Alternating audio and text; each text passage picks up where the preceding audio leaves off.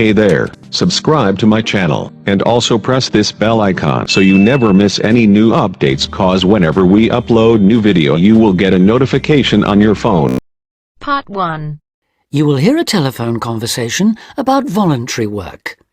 First, you have some time to look at questions 1 to 5.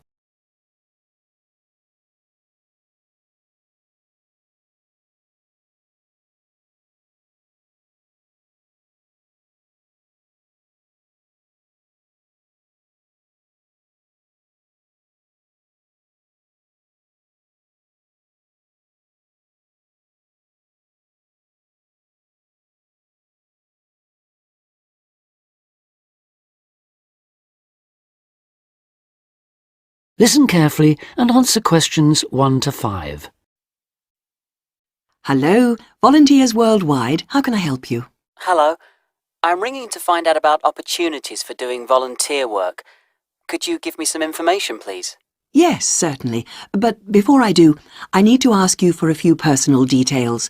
That's just because the opportunities open to you are dependent on your age and on what qualifications and skills you have. That's fine. So, if you could just start by telling me your name and age. Okay. My name's Ben Opperman, and I'm 22 years old. Okay, and what qualifications do you have, Ben? I've got a BA degree in Social Studies. That was from the University of Kent. And I'm a qualified teacher. I've just completed my PGCE, my postgraduate certificate in primary education. And you're interested in doing unpaid voluntary work rather than a full-time job with our organisation? Yes, that's right. I'd like to do voluntary work before I start looking for a more permanent job. How long were you hoping to work for us for? I was thinking of 2 years at most. Okay. Well, for people in your age group, we have 2 programmes: Global Youth Contact and Youth for Action on Development. GYC, Global Youth Contact, is a 6-month exchange programme which provides opportunities for young people from different countries to work together in local communities. I see. But that's only a 6-month programme. That's right.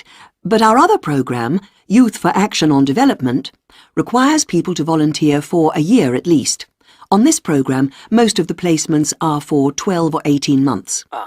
That'd be the programme I'd go for. Okay. Now, do you have any other skills or special interests that might be useful for the kind of work we do? Well, I've done a lot of conservation work in the area where I live. Good, that's useful to know. And I belong to a wildlife protection group. Right, that could be very helpful. Before you hear the rest of the conversation, you have some time to look at questions 6 to 10.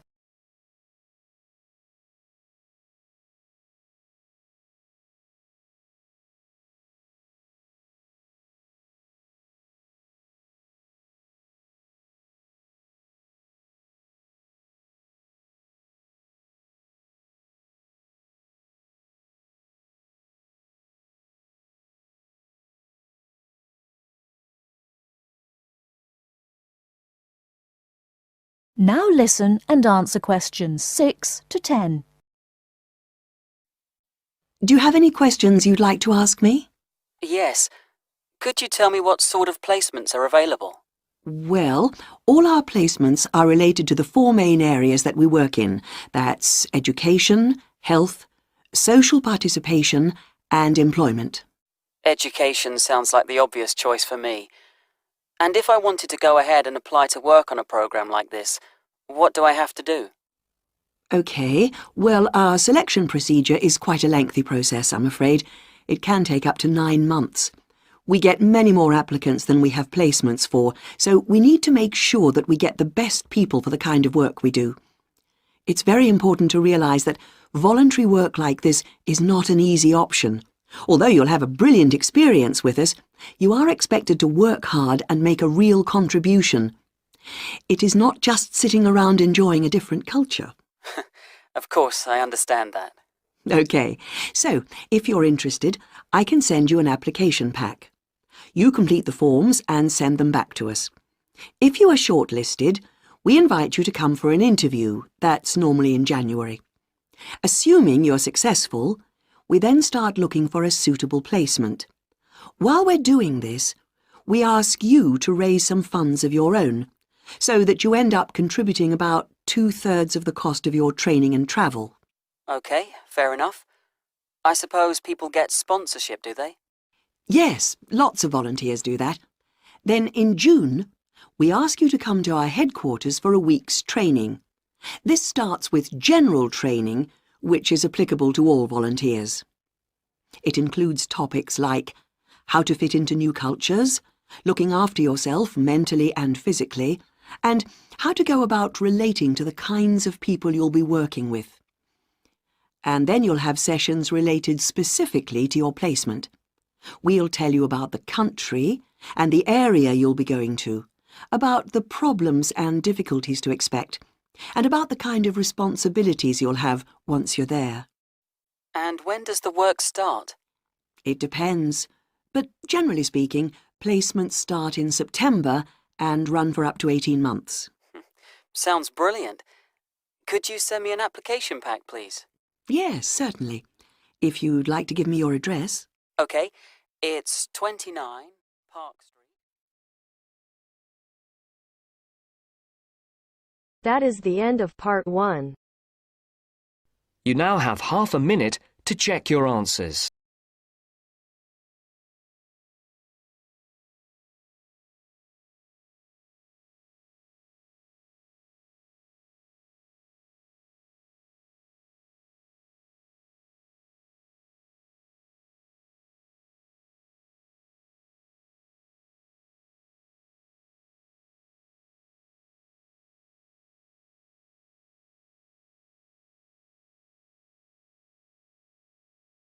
Now turns to part 2. Part 2. You are going to hear a talk on cultural shock. First, you have some time to look at questions 11 to 16.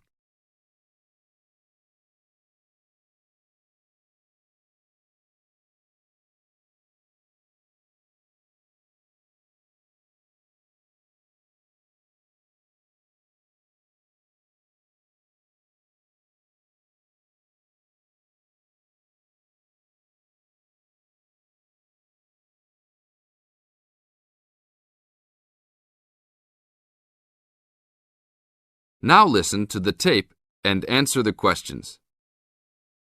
Hi, congratulations on finishing orientation for our study abroad programme. Before you all head off to your respective countries, however, I want to first share with you a little bit about dealing with culture shock. Recent studies in intercultural experience have shown that there are distinct phases of adjustment which virtually everyone who lives abroad goes through. You won't be the exception. The first phase of culture shock includes gaining an awareness of the host culture, preparing for the journey, and farewell activities. You're all experiencing this right now. The second phase begins when you arrive in your new country and ends when the excitement of the early experiences wear off. When you first get there, you will be overwhelmed.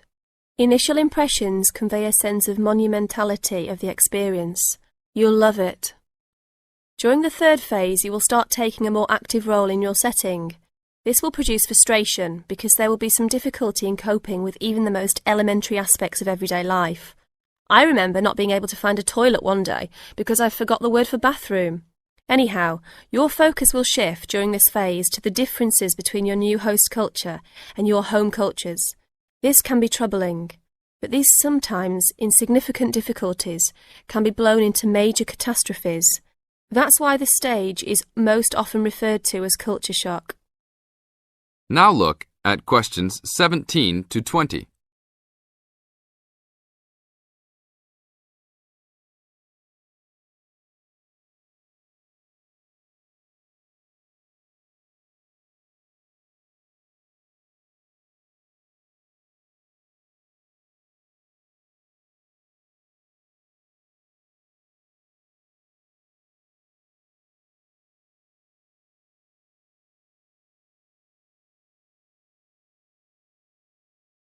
As the talk continues, answer questions 17 to 20. But relax, when this stage is over, you will slip into the gradual adjustment stage. You may not even be aware that this is happening. You will just begin to orient yourself and to interpret subtle cultural clues. The culture will become familiar to you, and you'll start to feel at home. The next phase will be your discovery that you have the ability to function in two cultures with full confidence, and you may even feel completely integrated into your new host culture. In this phase, you will also start to have a sense of shared fate concerning events abroad. The last stage is the re-entry phase when you return home. This can be for some the most painful phase of all. You will be excited about sharing your experiences, but you will realise that you have changed and won't be able to explain how or why. One set of values has already been instilled in you, another you will have acquired in your host country. Both may seem equally valid. It is important that you realise that all of these phases are a natural part of adapting to a new culture. Expect peaks and valleys during your stay, and feel free to discuss your feelings with the resident director. These culture shock phases tend to occur even with relatively short stays abroad. During your stay, if you feel a wave of bewilderment wash over you, remember this little talk and look back at your notes. One very typical reaction against culture shock is the tendency to hang out with other Americans. Remember, you are coming to a foreign country to get to know her people, language and culture better. If you avoid contacts with the foreign language, you cheat yourself and lengthen the process of adaptation. That is the end of part 2. You now have half a minute to check your answers.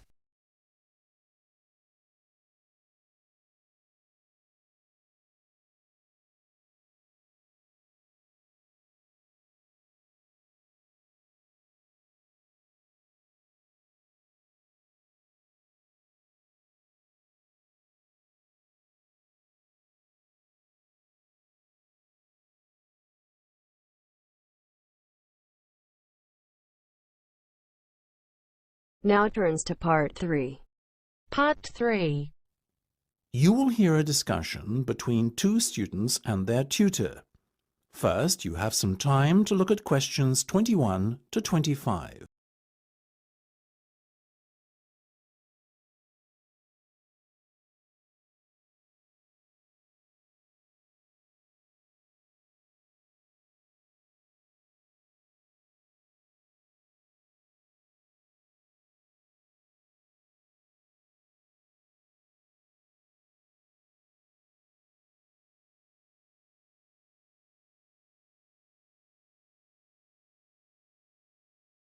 Now listen carefully and answer questions 21 to 25. Okay, guys. First off, well done. That was a very good presentation yesterday. Now I'm just going to ask you questions about it before I give you my feedback. That okay? Sure. Of course. Right. Well, in that case, tell me, Niall, why did you choose to talk about Rafael Nadal? To tell you the truth, I didn't. I think I'd better let Sheena handle this one. Sheena? Yes, it was my decision to pick Nadal. Now, that might be a strange choice for a presentation entitled Someone Who Inspired Me to Study Psychology, but... Yes, but I was going to say, it does seem rather an odd choice. Was it simply down to the fact that he's a sporting hero of yours and so a role model? You talk about him a lot, Sheena, so this much is clear. It's true. Nadal is someone I look up to, but my reasons for choosing him were totally professional. You see, I doubt perhaps in the history of tennis that there was ever a better match player than him, and that got me thinking, what is the secret to his success? How does he control his nerves so splendidly? The more we started to look into his background, the more I realised Sheena was right. Nadal was a perfect candidate for this study. He is, on so many levels, a very well-balanced character, and it was fascinating to gain an insight into the mind of this great champion over the last few weeks.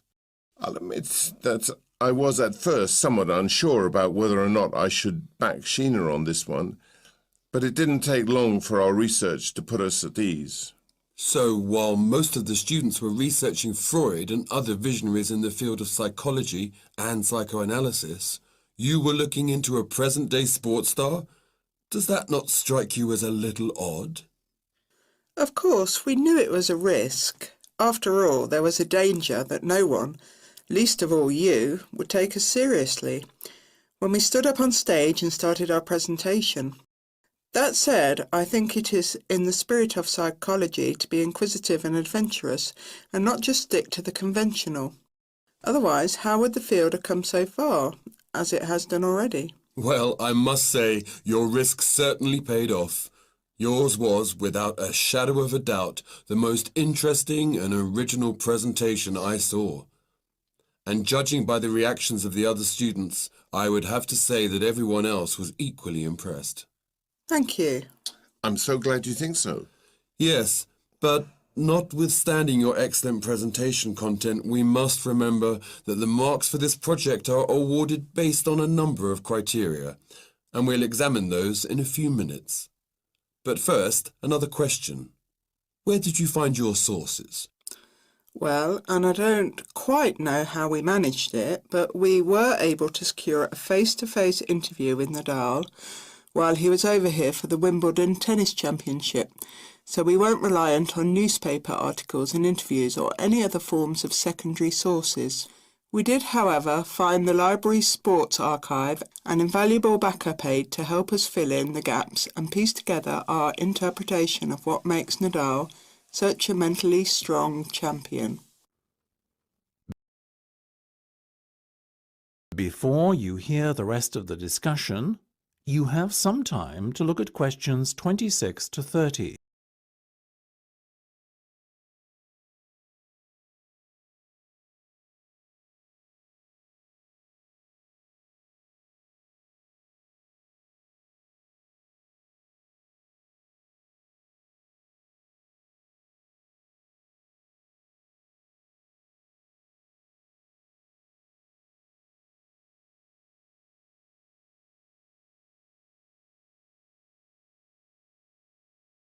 Now listen and answer questions 26 to 30. Okay, well, as I said, congratulations again for your excellent work. Now it's time for my feedback. The first area where marks were awarded is in your use of equipment. I felt that had you not been a little too reliant on the overhead projector, and had you, for example, used the interactive whiteboard and audio equipment a little more effectively, you would have received top marks in this section. As things stand, though, your use of equipment was still very satisfactory. It's just a shame as it was an opportunity missed to score full points. The next area I was asked to assess is content. As you might have guessed, I simply can't fault you on that. Highly original work, so well done.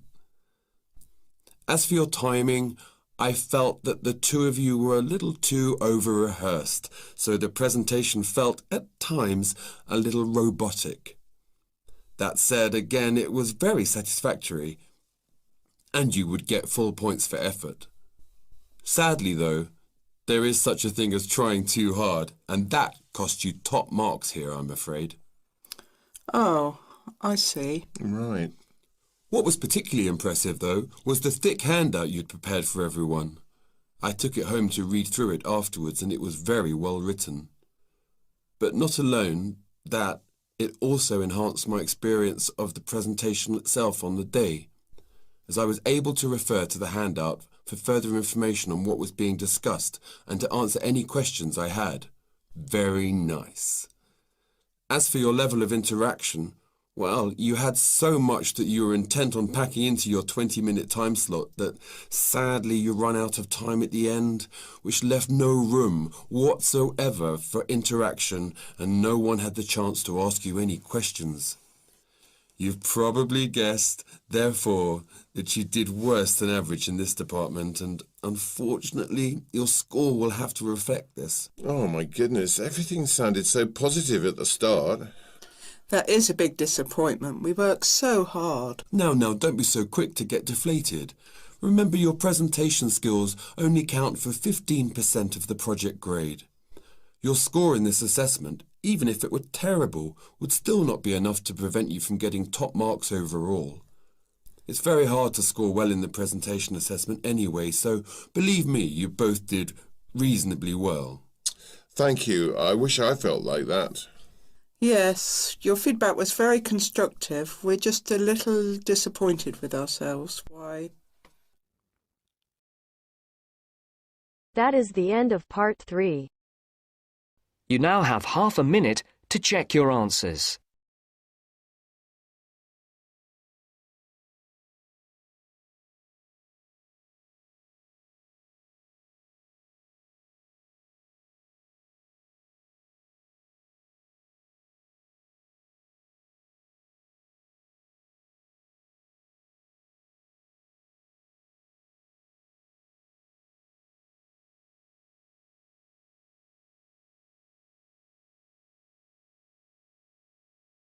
Now turns to part 4. Part 4.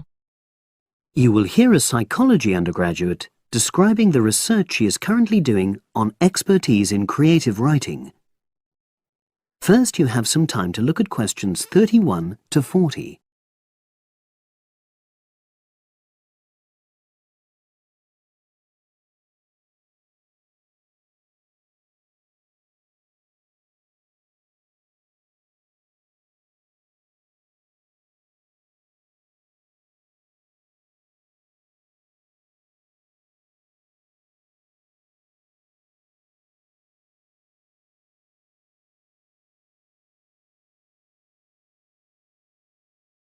Now listen and answer questions 31 to 40. For my short presentation today, I'm going to summarise the work I've done so far on my research project to explore expertise in creative writing. Essentially, I'll share with you the process I underwent to gather my interim findings. First of all, I should give a little relevant background information about myself. Before I started my current degree course in cognitive psychology, I studied English literature, and as you can imagine, this meant I spent a great deal of time thinking about the notion of creativity and what makes people develop into successful writers. However, the idea for this research project came from a very specific source. I became fascinated with the idea of what makes an expert creative writer when I read a well-known 20th century writer's autobiography. I won't say which one at this stage, because I think that might prejudice your interpretation. Anyway, this got me thinking about the different routes to expertise.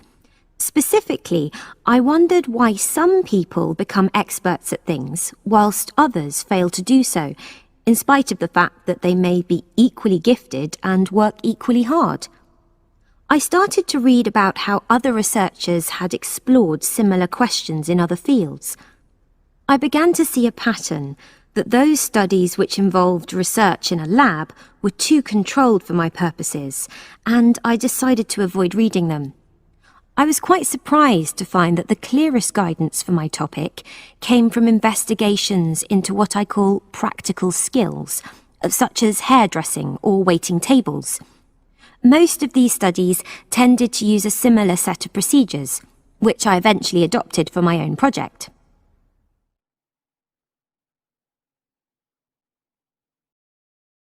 I'll now explain what these procedures were. I decided to compare what inexperienced writers do with what experienced writers do.